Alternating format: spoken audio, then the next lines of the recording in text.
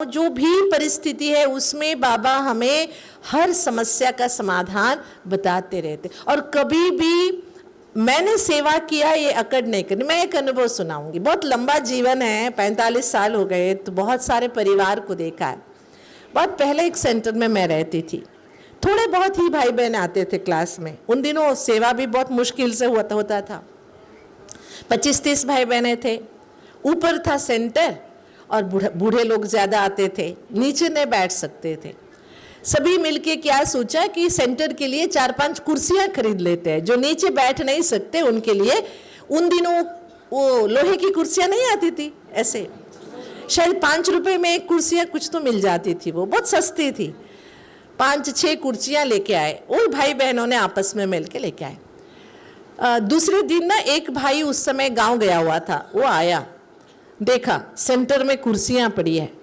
दीदी कुर्सियां कौन लाए? मैंने कहा सभी भाई बहन मिल के लेके आए। वो थोड़ा घमंडी था, उसने बोला दीदी किसको पूछ के लेके आए? मुझे तो पूछा नहीं है। मैंने कहा आप नहीं थे, जो थे उन्होंने आपस में बात किया, मेरे से राय सलाह की। मैंने कहा ठीक है ले आओ। सभी एक एक कुर्सी लेके आए हैं। बोला ऐसे कैसे, मेरे बिना सेंटर कैसे चलेगा? मुझे बिना पूछे आप कैसे लेके आए? मैंने कहा भैया घर बाबा का है, बच्चे बाबा के हैं, और मैं बैठी हूँ यहाँ नियमित, मुझे पूछ के लेके आए, आपको क्यों पूछेंगे? और उसको नाराज इतना हो गया। तो ठीक है, बाबा का घर है, बाबा ही चलावे, आज से मैं सेवा नहीं करूँगा, सेंटर में भी नहीं आऊँगा। मैंने ठीक है आपकी मर्जी, आपकी मर्जी, मैंने कह दिया। उसके बाद वो क्लास में नहीं आया।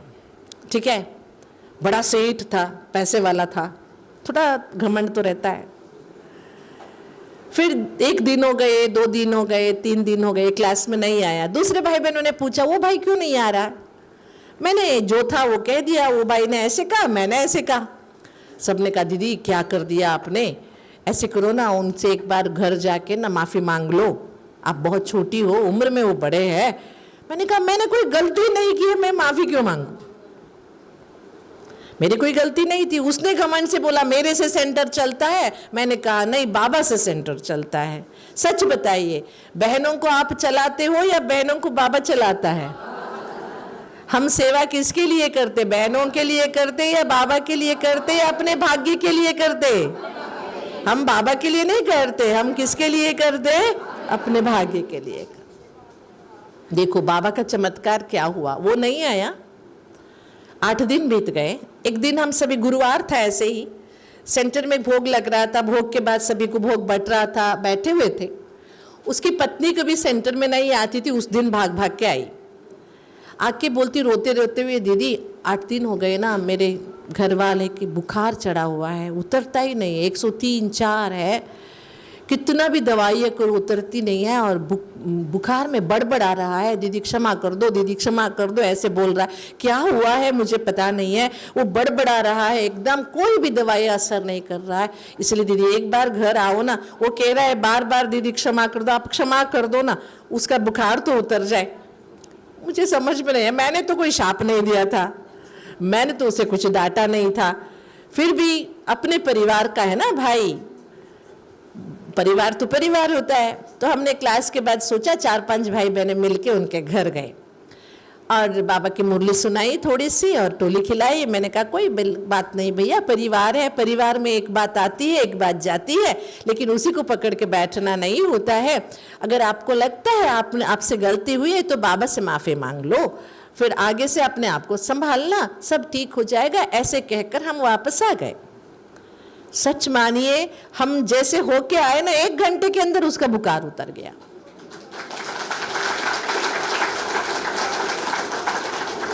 ये कोई कल्पना नहीं है, ये वास्तविकता है। मैं बहुत छोटी थी, मैं उन दिनों में 18 साल की थी, छोटी थी बहुत, कोई बड़ा अनुभव नहीं था, लेकिन ये चमत्कार किसका था? इसलिए हम सभी को याद रखना, न केवल आपको, हमें भी। हम कोई, देखो हमने आपकी सेवा की, हम आपकी सेवा नहीं करते, हम अपना भाग्य बनाते।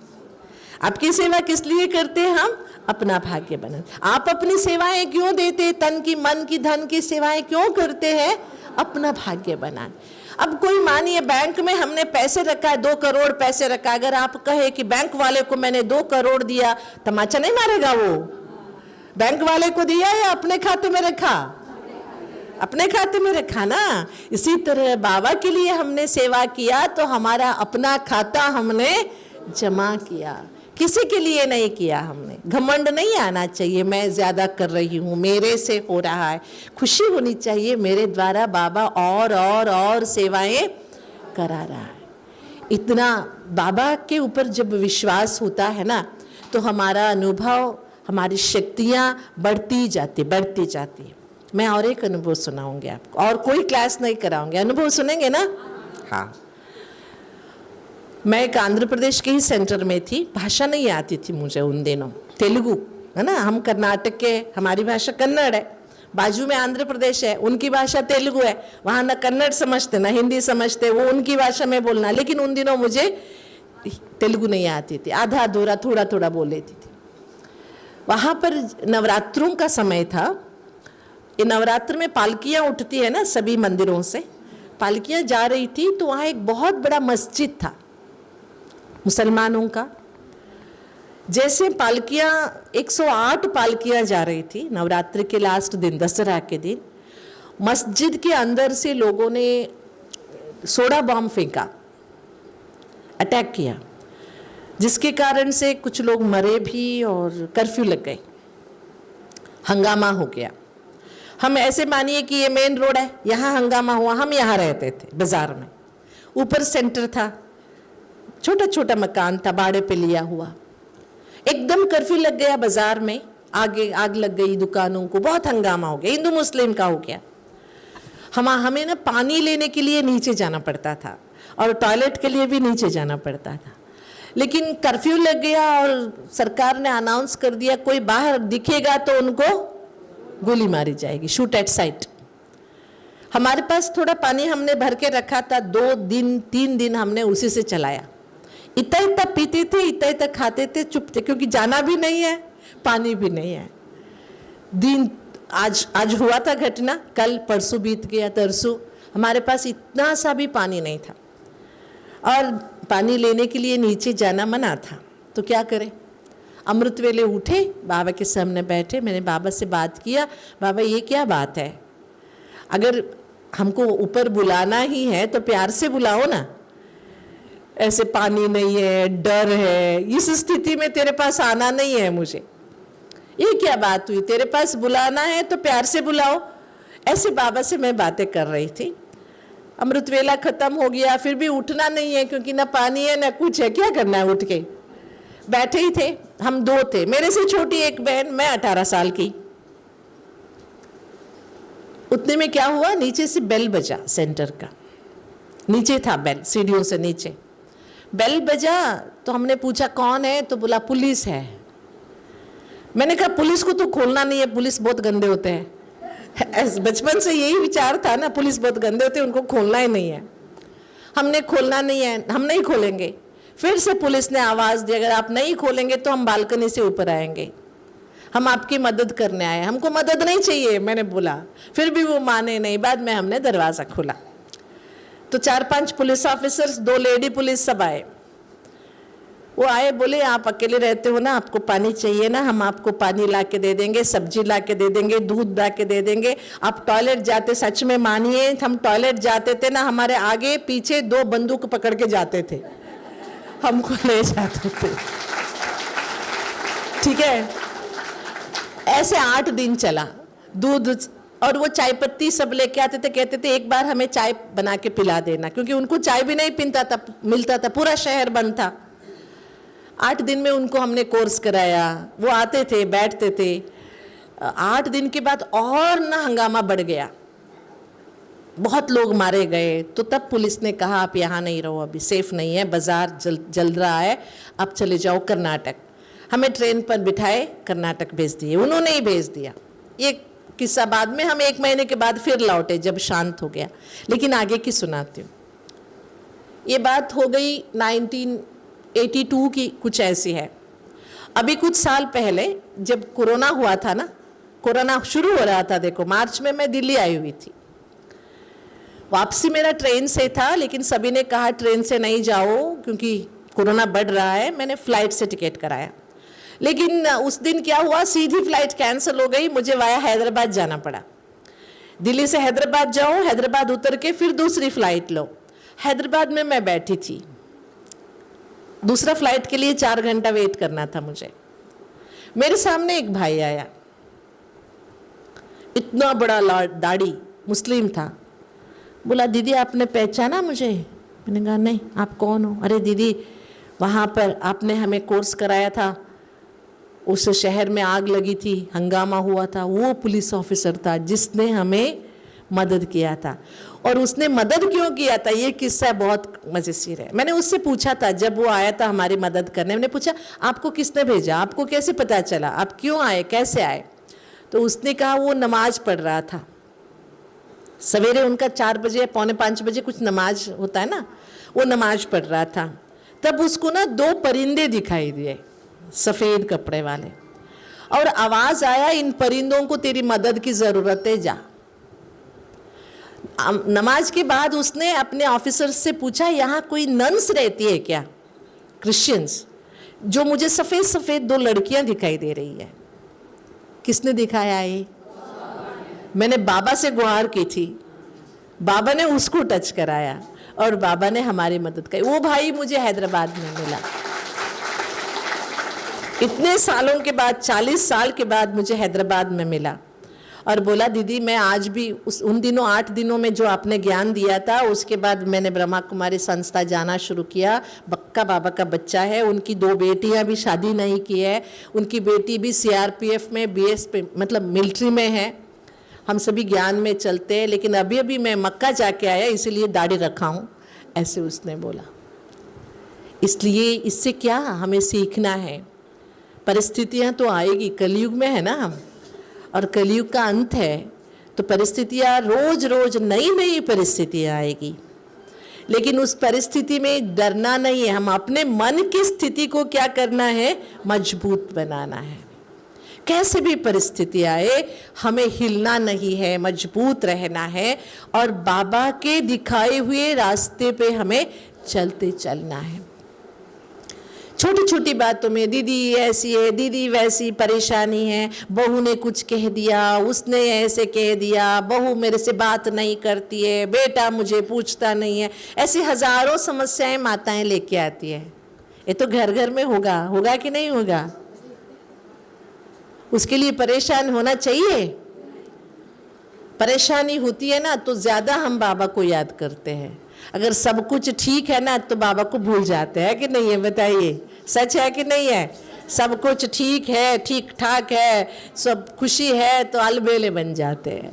थोड़ी बहुत परेशानी होगी तभी तो ज़्यादा से ज़्यादा हम क्या करेंगे, योग करेंगे, योग लगाएंगे। इसीलिए अंत तक परेशानियां होनी ही है, परिस्थितियां रहनी है, लेकिन उसमें हमें किसको याद करना है? बाबा ने आपका हाथ पकड़ा है या आपने बाबा का हाथ पकड़ा है? मतलब आपका हाथ छूट जाता है ना, इसीलिए आपका हाथ किसने पकड़ा है? अगर आप छुड़ाना चाहे तो भी छुड़ा सकेंगे? बाबा छोड़ेगा? पक्का है? गलती करके छुड़ा के नहीं जा भागते हो ना, मेले में गुम नहीं हो जाते? अगर गुम हो जाते हो भी तो भी ढूंढ लेगा बाबा, पकड़ स्ट्रांग है बाबा की, है ना? अच्छा, अब मुझे बताइए कौन सी माताओं को गुस्सा करना प्यारा लगता है? हैं? प्यारा नहीं लगता, लेकिन आता जरूर है। हाँ, गुस्सा करना आता है कि नहीं आता है? आता है। किसने सिखाया? किसने सिखाया गुस्सा करना? ब्रह्मा कुमारी संस्था में सिखाते हैं क्या? फिर आप लोग गुस्सा क्यों करते हो? करना चाहिए कि नहीं करना चाहिए? गुस्सा करने से किसी का घर का उद्धार हुआ है? किसी की तरक्की हुई है? किसी से पुण्य हुआ है? फिर गुस्सा क्यों करते हो? कोई आदत पड़ी हुई है? नहीं, देखो मैं आपको एक बात बताती हूँ आज। गुस्सा करने जैसा दिखाना अलग चीज है। जैसे बच्चे को डराते हो, बच्चे पर आप गुस्सा नहीं होते हो, आंख बड़ा बड़ा करके डराते हो, अंदर से गुस्सा नहीं होता है। ऐसे गुस्से का नाटक करना अलग चीज है, अंदर से गुस्सा करना अलग चीज है। आप क्या करते हो? अंदर से करते हो, चिल्लाते हो, ये नहीं करना, ठीक है ना? तो इसलिए तीन कहते हैं ना, लक्ष्मण ने 3 रेखाएं डाली थी, उसको पार कर गई सीता, इसीलिए रावण उठा के ले गया। हमें भी 3 रेखाएं खींच लेनी है। कौन सी कौन सी? कभी परचिंतन नहीं करना है, नहीं करना है। कभी व्यर्थ चिंतन नहीं करना है, करना है।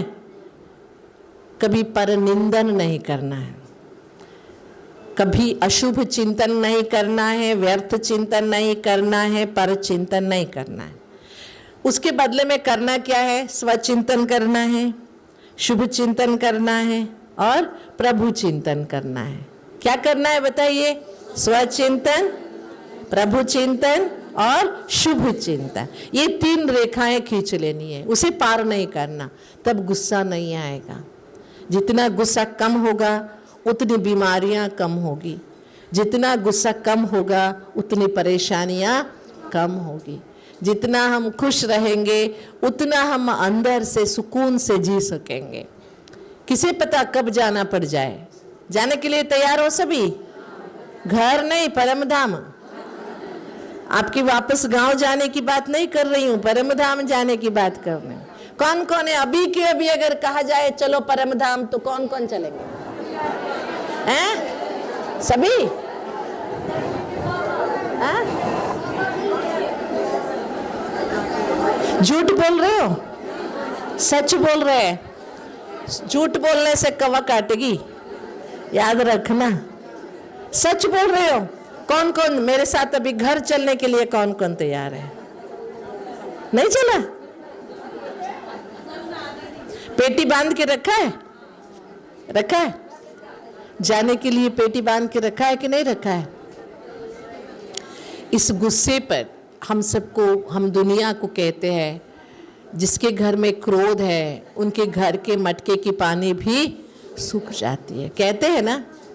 और हम जानते हैं, इसका भी एक किस्सा सुनाऊंगी गुस्से के बारे में, है ना। ये घर में जब थी, ज्ञान से पहले की है। मेरे पापा की तबीयत ठीक नहीं थी, उसके लिए पूजा रखा था घर में, विष्णु सहस्त्र नाम की पूजा। शायद आप लोगों को पता हो, मुझे याद पता नहीं। शालिग्राम, विष्णु शालिग्राम होता है, उसे रख के तुलसी दल डालते हैं, 1000 तुलसी के दल डालते हैं, विष्णु के महिमा का, है ना। वो एक अलग पूजा होती है, विष्णु सहस्त्र नाम की पूजा। 16 सप्ताह करते हैं, उसके बाद समापन करते हैं। समापन का दिन था, उस दिन तुलसी 16,000 तुलसी डालते हैं शालिग्राम के ऊपर, और गीता का पाठ भी होता है। एक पंडित जी गीता का पाठ कर रहे थे, एक पंडित जी, 2 पंडित जी पूजा करा रहे थे, एक बड़े पंडित जी बैठे हुए थे। हम सभी ऐसे घर वाले बैठे थे, घर वाले ही 35 रिश्तेदार सब आए हुए थे, 150 हम लोग बैठे हुए थे। पंडित जी कहानी सुना रहे थे, मतलब गीता सुना रहे थे। गीता में दूसरे अध्याय में 2 श्लोक आते हैं क्रोध के बारे में। ध्यायते विषयान पुंसः संगस्तेषु उपजायते, संगात् संजायते कामः, कामात् क्रोधो विजायते, क्रोधात् भवति सम्मोहः, सम्मोहात् स्मृति विभ्रमा, स्मृति भ्रंशात् बुद्धिनाशो, बुद्धिनाशात् प्रणश्यति। ये 2 श्लोक है। इसका मतलब है, ध्यायते विषयान पुंसः, जो विषय विकारों का चिंतन करता है उसको ऐसा ही संग मिल जाता है। संग से काम विकार बढ़ता है, काम से क्रोध विकार आता है, क्रोध के पीछे मोह आता है, मोह बुद्धि को, स्मृति को नाश कर देता है, स्मृति के नाश होने से बुद्धि का नाश होता है, और बुद्धि के नाश होने से सर्वनाश हो जाता है। ये श्लोक का अर्थ है। मतलब संग, बुरे संग से काम क्रोध आदि विकार आते हैं, उससे सर्वनाश होता है, ठीक है ना। बहुत अच्छी तरह से पंडित जी ने उसका वर्णन किया। पंडित जी और आगे बता ही रहे थे, हम सुन रहे थे। उतने में क्या हो गया, सब बैठे थे, सबके साथ छोटे छोटे बच्चे, घर में ना बच्चे भी तो होते हैं, हमारे चाचा जी का 2.5 साल का छोटा बेटा था, वो उठ के पता नहीं भाग के पंडित जी के पास चला गया। पंडित जी के पास मिठाइयाँ, फल फूल, घंटी, आरती सब रखी रहती है ना, बच्चों को अट्रैक्शन हुआ होगा। वो भाग के गया और जाके पंडित जी के ऊपर गिर गया। पंडित जी रेशम के कपड़े में बैठे थे शुद्ध होके, जब बच्चा गिर गया उनको अशुद्धि महसूस हुई, इतना गुस्सा आया, बाजू में जो घंटी रखी थी ना पीतल की, उसी से मार दिया बच्चे को यहां लगा, खून बहने लगा। छोटा सा मासूम सा बच्चा। 5 मिनट पहले क्या बता रहे थे पंडित जी? क्रोध से सर्वनाश होता है। और 5 मिनट के बाद क्या हुआ? उस दिन मेरे मन में प्रश्न उठा, गीता में बातें तो बहुत अच्छी है, लेकिन उसे हम जीवन में नहीं उतार सकते। कारण क्या है? कारण क्या है बताइए? क्योंकि बताने वाले को देह का अभिमान इतना है, इसके कारण उसको समझ में नहीं आ रहा है वो क्या सुना रहे, क्या कर रहे। इसीलिए अगर गुस्सा आता है, इसका मतलब हमारे अंदर देह का अभिमान कम है या ज्यादा है? तो क्या करना पड़ेगा? कैसे कम करना पड़ेगा? आत्मभाव का अभ्यास करना है। करना है? बहुत देर से सुन रहे हैं आप, रोज मुरली सुन के जाते हो ना, सुनी हुई मुरली याद रहती है या भूल जाते हैं? आप मुझे बताइए, आप सेंटर में आते हो, गांव में भी क्लासेस चलता है, दीदियां आती है, क्लासेस चलाती है, मुरली सुनाती है, टोली खिलाती है ना? ज्ञान से ज्यादा आपको क्या अच्छा लगता है, दीदियों की टोली या बोली? बोली अच्छी लगती है या टोली? सच बोलिए। आप सेंटर में आए, दीदी ने टोली नहीं खिलाया तो कैसे लगेगा? अच्छा नहीं लगता है ना? मतलब अच्छा कौन सा लगता है? टोली, बोली। अच्छा मान के चलिए, बहुत रोज दीदी आपसे प्यार से बात करती है, एक दिन दीदी ने कोई कारणवश आपको डांट दिया। रोज प्यार से बात करती है, सालों साल से प्यार से बात कर रही है, एक दिन डांट दिया, आपको क्या याद रहेगा? इतनी सालों की प्यार की बातें याद रहेगी या एक दिन की डांट? क्या याद रहता है? लेकिन कौन सी याद रखनी चाहिए? कौन सी याद रखनी चाहिए? लेकिन हम लोग कौन सी चीजें याद रखते हैं? जो भूलनी चाहिए वो ही याद रखते हैं। अच्छी कितने बार दीदी ने प्यार किया होगा, कितने बार टोली खिलाई होगी, याद करके टोली भेजी होगी, वो सब भूल जाते। एक बार दीदी ने क्या डांटा, क्या याद रहता है? तो किसकी कमजोरी है ये? है ना? गलत चीजों को पकड़ के रखने की जो आदत है उसे छोड़ना पड़ेगा।